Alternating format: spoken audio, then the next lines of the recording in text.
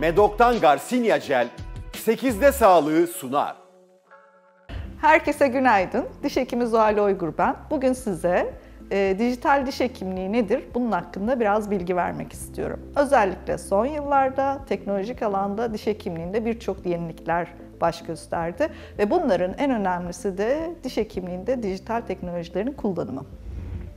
Burada neyi kastediyoruz? Dijital teknolojiler özellikle kron, köprü restorasyonu, dolgu restorasyonlarının dijital olarak planlanıp, tasarlanıp ve üretilmesi işlemi. Yani bunların da özellikle hastaya, dokuya uyumlu olarak üretilebilmesi için son derece hassas tasarım programlarıyla gerçekleştirilmesi gerekiyor.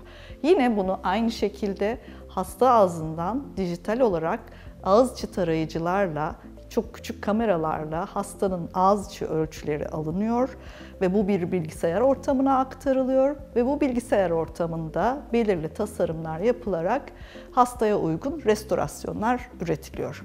Bu durum hastalara ne kazandırıyor? Bu durum hastalarımıza özellikle zaman kazandırıyor ve ekstra olarak da birebir uyumlu restorasyonların yapılmasını, iyi bir planlama yapabilmeyi, hastanın yüz, diş ve çene uyumlarının ideale yakın olduğu güzel estetik sonuçlara ulaşabilmemizi sağlıyor.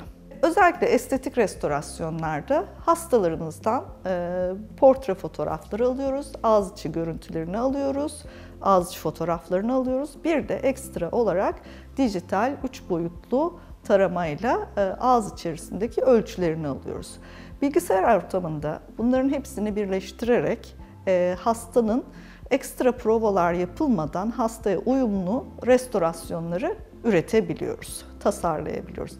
Bunun bir avantajı da artık bu üretimi ve tasarımı diş hekimleri de yapabilir hale geldiği için daha birebir hastanın ihtiyaçlarını karşılayan ve aradaki seansların daha kısaltıldığı, üretimin de simantasyon aşaması dediğimiz, yani üretim başlangıçtan bitimine kadar olan süredeki aşamayı da kısalttığı gözlenmektedir. Dijital diş hekimliğinin ilk ayağı ağız içi tarayıcılar. Ağız içi tarayıcılarla biz restorasyonu yapar yapmaz eski tip konvansiyonel aldığımız ölçülerden uzaklaşıyoruz.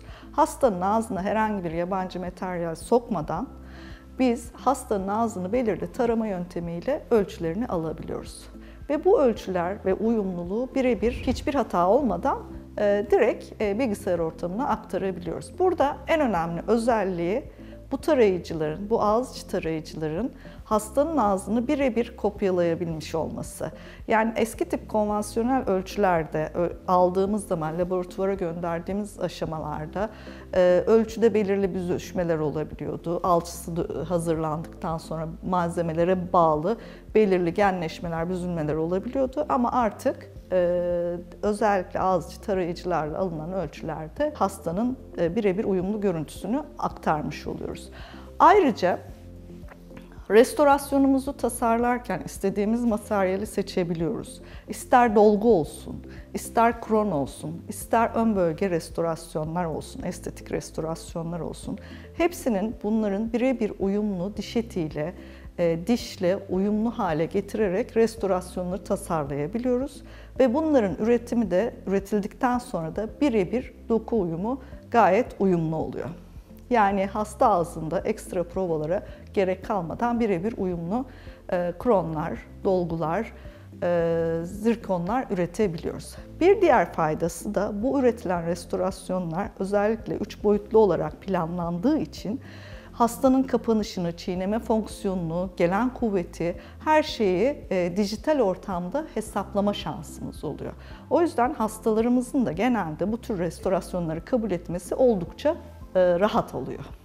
Özellikle bu süreçler oldukça hızlı gerçekleştirilebiliyor. 1 ya da 2 gün içerisinde hastaya full ağız restorasyonları ya da tek kron, işte dolguları, köprüleri hızlı bir şekilde hazırlayıp hastaya tedavisini tamamlayabiliyoruz. Aynı zamanda bu yaptığımız işlemler oldukça hastanın kullanımı için rahat kronlar oluyor.